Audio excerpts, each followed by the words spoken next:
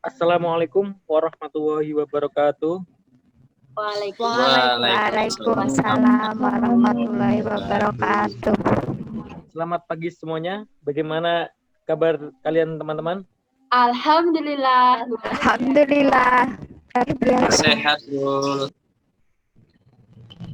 Oke, sebelum melaksanakan diskusi pada hari ini, marilah kita perkenalan terlebih dahulu. Perkenalkan, nama saya Muhammad Darul Ehsan sebagai moderator. Yang lainnya monggo. Saya Rizky Duriani. Saya Putri Kurniasari. Saya Elsa Gila Hayat. Saya Rizky Afri Caksono. Saya Nisa Zara Zain. Saya Ditya Brilian. Saya Diam Tari.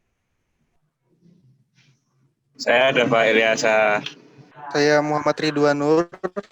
Sudah ya. Mari kita mulai diskusi MRI ini dan membaca basmalah bersama-sama. Bismillahirrahmanirrahim. Diskusi MRI ini dilakukan untuk memenuhi tugas teknik MRI dasar dengan topik media kontras. Kali ini kita akan berdiskusi mengenai jurnal berjudul MRI Contrast Agents, Classification and Application yang terbit pada tahun 2016. Sebelumnya, seluruh anggota telah mempelajari jurnal tersebut. Apakah semuanya sudah mempelajarinya? Sudah.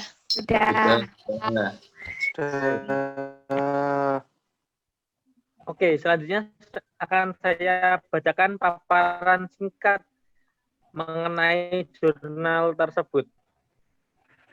Setelah dibacakan paparan singkat dari anggota kelompok, silakan boleh menanyakan materi terkait jurnal tersebut dan anggota yang lain boleh membantu menjawab pertanyaan tersebut. Pertama, pendahuluan. Media kontras magnetic resonance imaging atau MRI banyak digunakan untuk meningkatkan perbedaan kontras antara jaringan normal dan abnormal.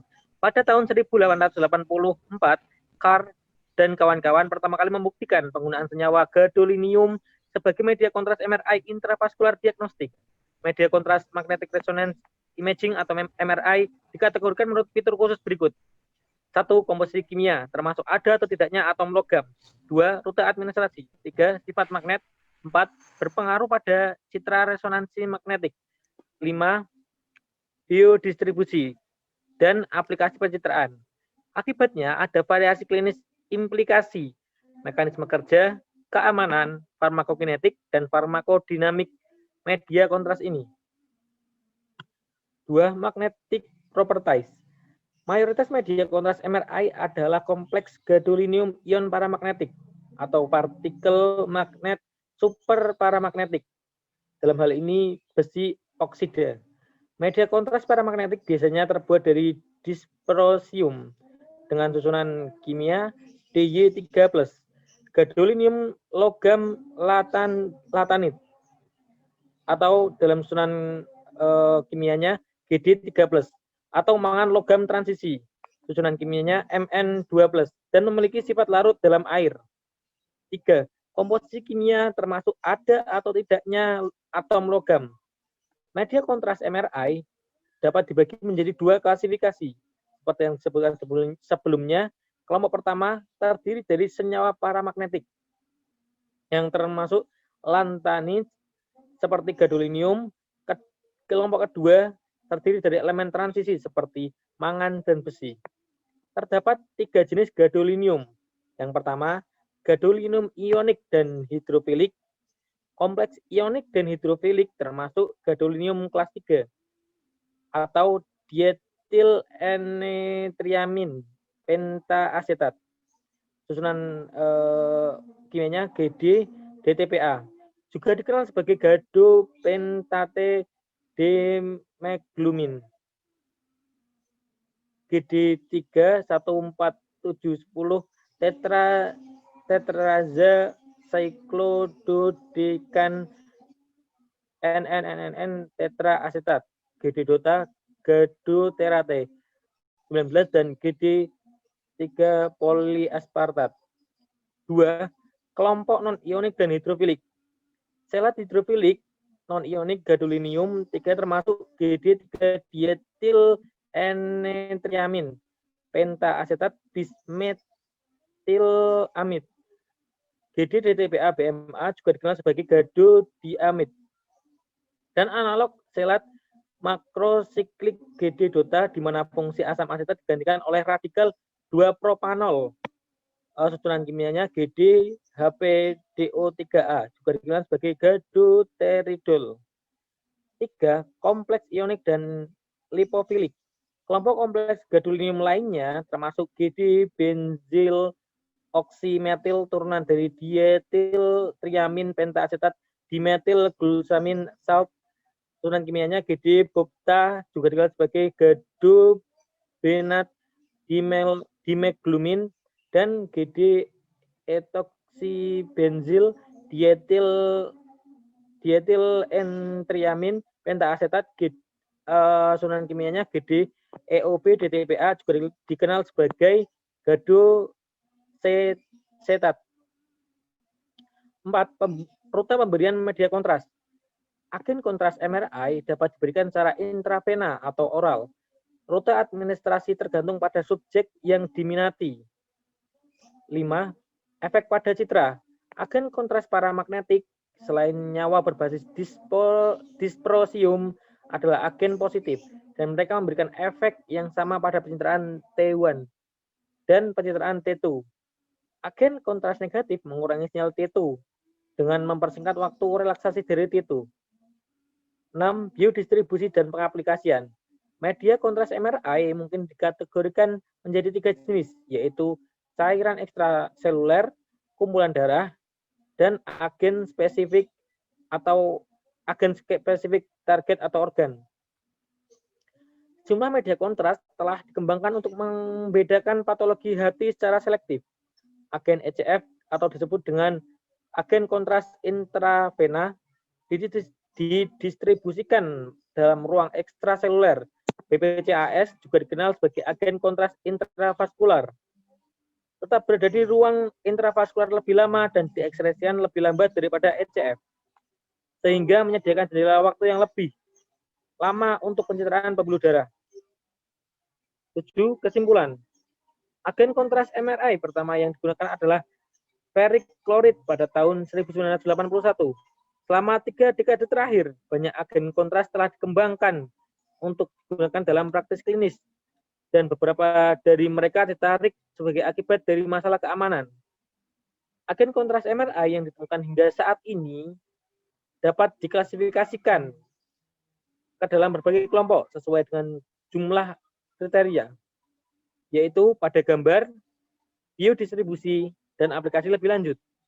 Akibatnya, ada variasi dalam implikasi klinis, mekanisme tindakan, keamanan, farmakokinetik, dan farmakodinamik agen kontras ini. Saat ini, agen MRI yang lebih baru, lebih aman, yang mampu menargetkan organ, situs peradangan, dan tumor tertentu, sedang diselidiki untuk mengembangkan agen kontras dengan kekhususan penyakit yang lebih tinggi. Jurnal sudah saya bacakan, kemudian saya akan membacakan yang kedua, yaitu majalah Farmaestetika tentang penggunaan media kontras gadolinium untuk scan MRI bisa alami retensi di otak, sumber dari BPOM. Apa itu gadolinium? Gadolinium adalah zat kontras yang diberikan secara intravena untuk diagnostik MRI kranial, spinal, dan seluruh tubuh. Gadolinium bekerja meningkatkan intensitas signal dan gambar kontras atau image kontras pada jaringan tertentu. Informasi keamanan gadolinium. Informasi keamanan terkini mengenai retensi gadolinium di otak diperoleh berdasarkan hasil review data dan studi ilmiah yang dilaksanakan oleh beberapa badan otoritas negara lain, seperti EMA dari Uni Eropa, US FDA dari Amerika, dan Health Canada dari Kanada. Hasil review terhadap data ilmiah yang tersedia menunjukkan bahwa gadolinium mungkin terakumulasi di otak setelah beberapa kali MRI scan. Akumulasi gadolinium di otak lebih tinggi pada penggunaan media kontras gadolinium linier dibandingkan dengan penggunaan gadolinium makrosiklik. Tetapi gadolinium ini zat kontras gadolinium linier memiliki struktur cenderung lebih melepaskan gadolinium yang dapat terbentuk di jaringan tubuh. Sedangkan kontra gadolinium makrosiklik memiliki struktur lebih stabil dan kecenderungan untuk melepaskan gadolinium jauh lebih rendah. Efek samping jarang yang telah diketahui akibat pengendapan gadolinium di organ dan jaringan lain adalah skin plaque dan nephrogency sistematik, fibrosi. Hingga saat ini, hasil review belum mengidentifikasi adanya efek merugikan bagi kesehatan karena retensi gadolinium di otak setelah penggunaan zat kontras berbahan dasar gadolinium untuk MRI. Beberapa tindak lanjut regulatori telah dilakukan oleh badan otoritas negara lain, di antaranya EMA melakukan pembatasan beberapa gadolinium linier seperti gadobenik acid kelas 4, gadosetic acid kelas 4 untuk scan liver, gadopentetic acid intraartikular untuk scan persendian, dan pembekuan penggunaan media kontras gadolinium linier lainnya seperti gadodiamid kelas 4, gadopentetic acid kelas 4, gadoversatemid kelas 4, sedangkan bahan otoritas negara lain seperti US FDA dan Health Canada melakukan tindak lanjut regulatori berupa perbaikan informasi produk dengan mendapatkan informasi keamanan terkait resiko retensi gadolinium di otak tersebut. Sehubungan dengan informasi keamanan tersebut, profesional kesehatan merekomendasikan untuk membatasi penggunaan media kontras berbahan dasar gadolinium untuk kondisi di mana kontras dipertimbangkan diperlukan, menggunakan dosis efektif rendah, dan menilai manfaat dan potensi resiko untuk setiap pasien sebelum diberikan dosis berulang media kontras berbahan dasar gadolinium. Laporan Badan POM. Laporan yang telah diterima oleh Badan POM terkait penggunaan media kontras gadolinium adalah nausea, dizziness, vomiting, urtikaria, rash, dan pruritus. Hingga saat ini, Badan POM belum pernah menerima laporan terkait retensi gadolinium di otak setelah penggunaannya untuk MRI scan. Informasi gadolinium yang disetujui di Indonesia belum mencantumkan mengenai resiko retensi gadolinium tersebut. Saat ini, Badan POM dalam proses melakukan kajian secara komprehensif untuk mengambil tindak lanjut regulatori yang tepat dan akan menyampaikan hasilnya kepada tenaga kesehatan profesional. Sumber emesopom.co.id. Oke, setelah dibacakan jurnal dan majalah, apakah anggota kelompok ada yang memiliki suatu pertanyaan? Tentu pasti punya. Maka dari itu, saya buka 2 termin pertanyaan. 1 termin berisi 4 pertanyaan. Silakan yang ingin bertanya. Saya Mas Darul. Monggo silakan. Ya, Putri. saya Putri Kurniasari ingin bertanya, mengapa penggunaan kontras untuk pemeriksaan harus memperhatikan komposisi kimia termasuk ada atau tidaknya atom logam? Rul, mau tanya Rul. Rul, aku tadi kurang ngerti sama bagaimana rute administrasi media kontras pada pemeriksaan MRI. Jelasinnya pelan-pelan yuk. Makasih Darul. Pertanyaan ketiga, silakan. Izin bertanya, apakah sifat magnetik yang terdapat pada kandungan media kontras dapat mempengaruhi citra? Bagaimana pengaruhnya? Dah. Oke, terima kasih Mbak Anissa. Pertanyaan keempat, silakan. Ada yang ingin menjawab, ingin bertanya? Ya, Mas Darul, saya mau bertanya, Mas Darul. Ya, silakan Mas Rizky. Sebelumnya, perkenalkan nama saya Rizky Afri Caksono. Saya ingin bertanya, Mas Darul, apakah media kontras dengan sifat tertentu atau media kontras positif dan negatif dapat mempengaruhi proses pembentukan citra pada MRI? Terdengar Mas Oke, Darul? terima kasih. Oh iya, siap. Sudah tercatat. Siap, terima Terima kasih Mas kasih. Darul. Terima kasih Mas Rizky. Untuk termin pertama saya tutup. Dilanjut dengan jawaban untuk termin pertama. Dipersilakan kepada teman-teman yang ingin menjawab pertanyaan untuk termin pertama ini. Silakan untuk menjawab nama, jawaban ke pertanyaan siapa, lalu berikan jawabannya. Terima kasih. Silakan ada yang ingin menjawab. Aku Rul, mau jawab Rul. Silakan. Ya, saya ada Pak Ilyasa. Saya mau menjawab pertanyaannya Anissa.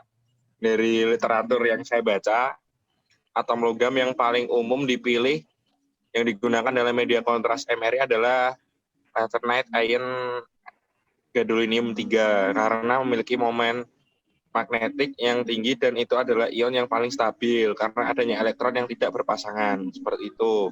Terus media kontras ini memiliki sifat paramagnetik. Gadolinium memiliki 7, dysprosium memiliki 4, dan mangan memiliki 5 elektron yang tidak berpasangan. Jadi gadolinium itu adalah yang paling stabil menurut literasi ini. Terus media kontras yang mengandung gadolinium menyebabkan relaksasi T1 longitudinal dan T2 melintang menjadi pendek. Efek ini meningkatkan intensitas sinyal gambar T1 dan mengurangi intensitas sinyal gambar T2. Pemendekan T1 terjadi pada konsentrasi gadolinium yang lebih rendah, sedangkan T2 terjadi pada konsentrasi gadolinium yang lebih tinggi, yang merupakan penggunaan klinis yang terbatas karena peningkatan resiko toksisitas. Gimana? Ada yang dipertanyakan lagi atau udah cukup? Sekian, terima kasih. Terima kasih Mas Dafa. Mbak Anissa, apakah pertanyaan Anda sudah terjawab? Ya, sudah. Terima kasih. Cukup. Sama-sama. Selanjutnya, apakah ada yang ingin menjawab pertanyaan dari teman-teman kelompok 2? Darul, aku mau menjawab. Monggo.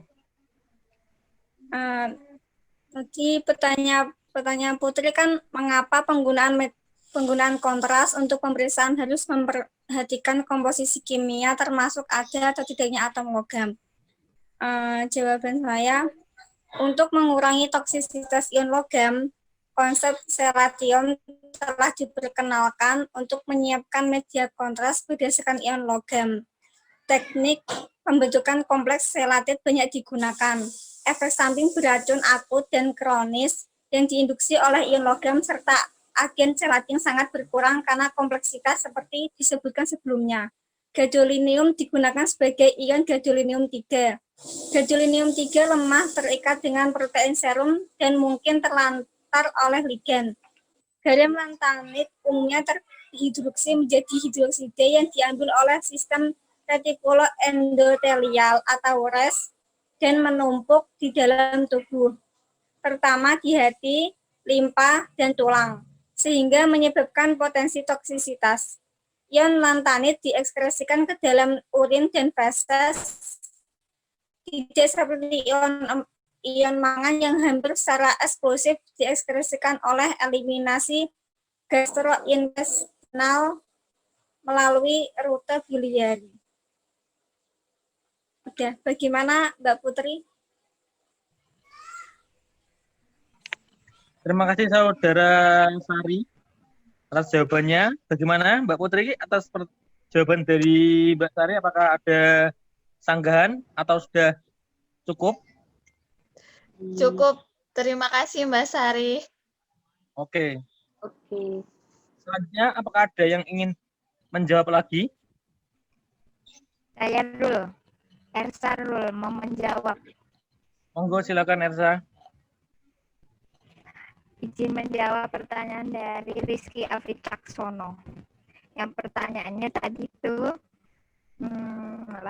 apakah media kontras dengan sifat tertentu, media kontras itu mau media kontras positif dan negatif dapat mempengaruhi proses pembentukan citra pada MRI. Nah, ya setahu saya ya, saya itu bisa ya. Contohnya media kontras paramagnetik Selain senyawa berbasis diprosium, adalah senyawa media kontras positif yang dapat memberikan efek sama pada pencitraan T1 dan T2. Namun karena pada T1 jaringan jauh lebih tinggi daripada T2, efek dominan yang terjadi adalah pemendekan T1. Jaringan yang menyerap media kontras tersebut menjadi lebih terang pada gambar T1. Media kontras negatif mengurangi sinyal T2 dengan mempersingkat waktu relaksasi T2. Itu setahu saya. Bagaimana Mas Rizky Afri Caksono? Bagaimana Mas Rizky? Apakah jawaban dari Mbak Ersa sudah memenuhi pertanyaan Anda? Siap, Mas Darul. Sudah, Mas Darul. Oke, terima kasih. Terima kasih. Terima kasih Mbak Ersa atas jawabannya. Terima kasih, Selanjutnya Mbak Ersa. saya buka termin kedua. Di termin kedua ini ada 4 pertanyaan juga. Monggo silakan teman-teman yang ingin bertanya. Saya Rul. Monggo silakan Mas Ardit. Ya, perkenalkan nama saya Arditya Brilian. Saya mau bertanya, mengapa akumulasi gadolinium di otak lebih tinggi pada penggunaan media kontras gadolinium linear dibanding dengan penggunaan gadolinium makrosiklik? Terima kasih, Mas Darul. Oke, terima kasih Mas Ardit atas pertanyaannya. Selanjutnya pertanyaan kedua, silakan yang ingin bertanya. Aku Rul, Damarul mau tanya. Monggo silakan. Ini setelah diketahui efek samping dari gadolinium itu berbahaya toh. Nah, cara alternatif apa yang bisa dilakukan? Aku udah itu aja. Makasih. Oke, terima kasih atas pertanyaan dari Mas Dava. Selanjutnya Rul, pertanyaan keempat. Izin Ya, masuk silakan. Darul. Pertanyaanku tadi belum dijawab kok. Oh, pertanyaan Mbak Ersa belum dijawab. Yang Belum. termin 1. Oh ya, siap. Ya. Nanti di termin 2 ini sekalian dijawab juga pertanyaan dari Mbak Ersa. Terima kasih. Ya, terima kasih Darul. Monggo pertanyaan keempat, silakan. Halo Darul, apakah suara Ya. saya terdengar? Terdengar.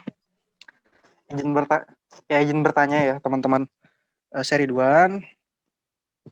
Kan sudah diketahui bahwa gadolinium itu memiliki efek samping yang berbahaya. Mengapa masih digunakan pada pemeriksaan MRI sebagai media kontras? Begitu. Mengapa gadolinium masih digunakan sebagai media kontras pada pemeriksaan MRI, padahal sudah diketahui efek sampingnya yang berbahaya? Terima kasih. Oke, terima kasih Mas Ridwan.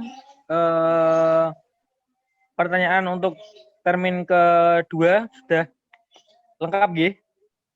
Selanjutnya silakan. Kurang 1, Mas Darul. Oh, kurang 1. Rizky, Riani mau bertanya. Monggo Mbak Rizky. Apakah ada yang ingin ditanyakan? Untuk mempersingkat waktu, Mas Darul, saya mau menjawab pertanyaan dari Mas Dava terlebih dahulu. Oh iya, silakan. Kan tadi pertanyaannya dari Mas Dava, setelah diketahui efek samping dari gadolinium itu berbahaya, cara alternatif apa yang bisa dilakukan? Yaitu beberapa tindakan lanjut regulatori telah dilakukan oleh badan otoritas negara lain, diantaranya adalah EMA. Melakukan pembatasan beberapa gadolinium linear,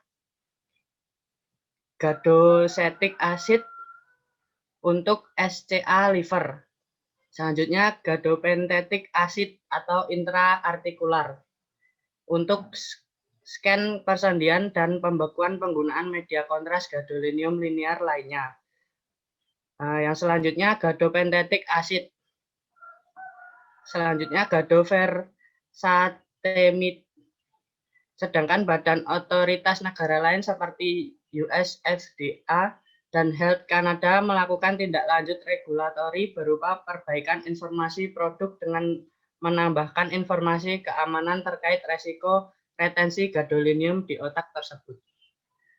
Bagaimana Mas Dava, apakah sudah puas? Oke, udah masuk. Makasih Ardit. Terima kasih Ardit atas pertanyaannya, atas jawabannya. Silakan pertanyaan keempat untuk termin kedua. Ya, saya Rizky izin bertanya. Bagaimana distribusi dan aplikasi media kontras dalam tubuh untuk pemeriksaan organ secara lebih spesifik?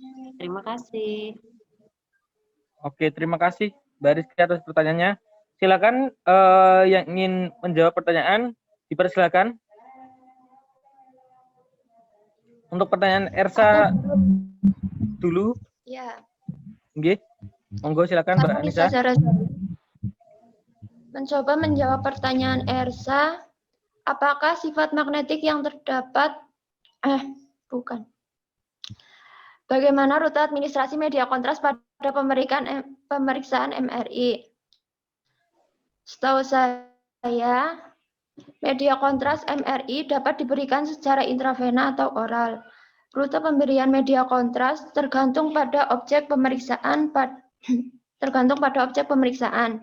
Pada metode intravena, media kontras MRI intravena terdiri dari chelate dan ion paramagnetik, baik ionik maupun non-ionik. Agen intravaskular digunakan terbatas pada patologi penyumbatan darah dan tumor tertentu. Pada pemberian media kontras ionik secara intravena pertama, bahan kontras yang digunakan adalah chelate ion paramagnetik Cr dan Gd dalam kombinasi dengan EDTA. Metode lainnya adalah intravena non-ionik. Media kontras non-ionik telah dikembangkan secara paralel dengan bahan kontras yang terkoordinasi. Beberapa efek samping disebabkan bahwa kemoles ionik adalah hipersmolar. Metode oral MRI sesuai untuk pemindaian saluran gastrointestinal. Terima kasih. Gimana Mbak Ersa? Ya, alhamdulillah cukup jelas. Terima kasih Anissa. Sama-sama. Terima kasih Mbak Anissa atas jawabannya. Selanjutnya ada yang ingin menjawab lagi? Ya, saya Putri ingin menjawab pertanyaan dari Mas Ardit. Jadi, mengapa akumulasi gadolinium di otak lebih tinggi pada gangguan media kontras gadolinium linear dibandingkan dengan penggunaan gadolinium makrosiklik?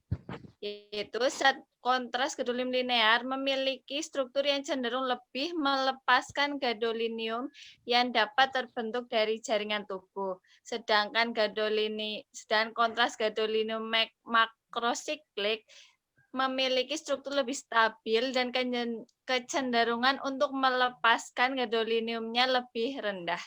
Sehingga gadolinium linear relatif mudah terbentuk dan terakumulasi pada jaringan otak yang dianggap sebagai penyebab terjadinya retensi otak. Gimana Mas Adit? Ya, terima kasih Mbak Putri, saya puas. Iya. Terima kasih Mbak Putri atas jawabannya. Kemudian ada yang ingin memberi jawaban lagi? Saya Ridwan. Izin membantu sedikit menjelaskan buat pertanyaan yang tadi, bagaimana distribusi dan aplikasi media kontras dalam tubuh untuk pemeriksaan organ secara spesifik. Jadi, ada yang namanya agen ECF atau extracellular fluid. Itu sebagai media kontras intravena yang didistribusikan ke dalam ruang ekstraseluler.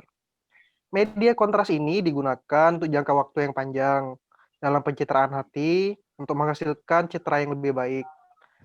Agen ECF ini terdiri dari gadolinium yang diserkalkan ke senyawa organik seperti DTPA.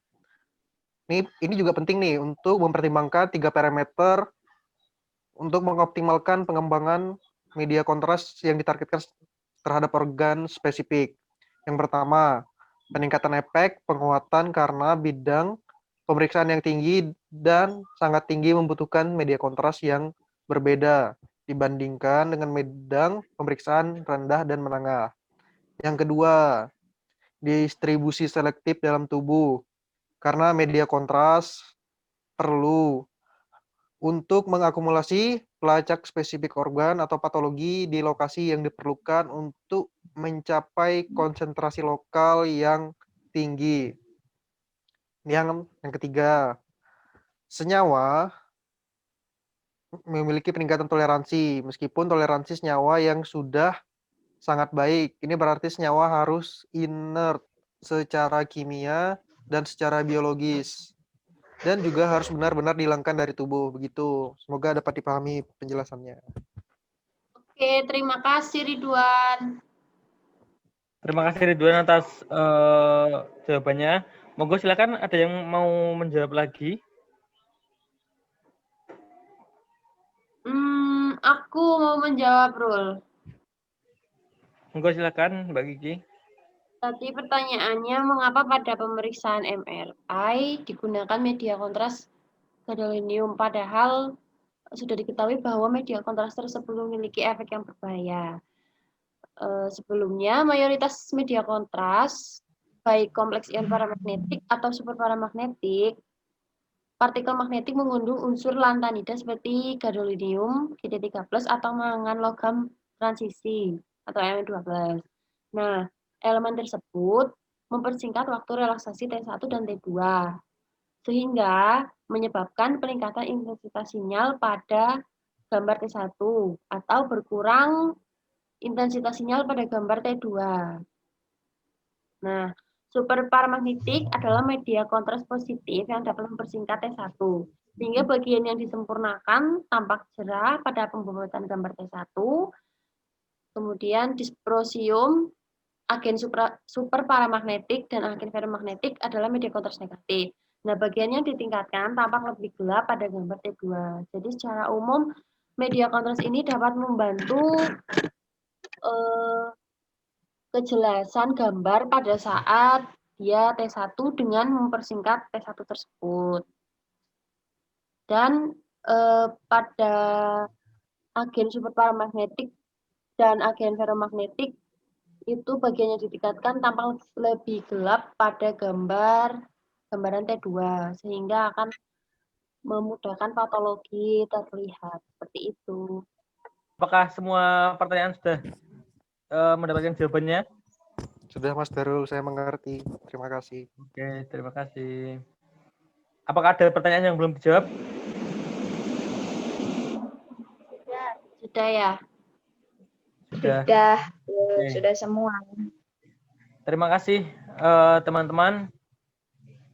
Untuk sesi pertanyaan saya tutup ya. Iya. Terima kasih teman-teman.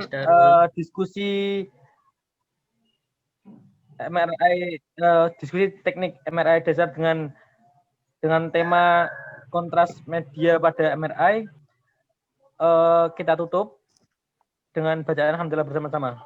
Alhamdulillahirobbilalamin. Semoga dengan diskusi ini dapat menambahkan wawasan kita. Dan jangan lupa belajar, tetap jaga kesehatan. Dan saya sebagai moderator minta maaf sebesar-besarnya apabila ada kesalahan kata. Sekian dari saya. Wassalamualaikum warahmatullahi wabarakatuh. Waalaikumsalam warahmatullahi wabarakatuh. Patuhi protokol kesehatan.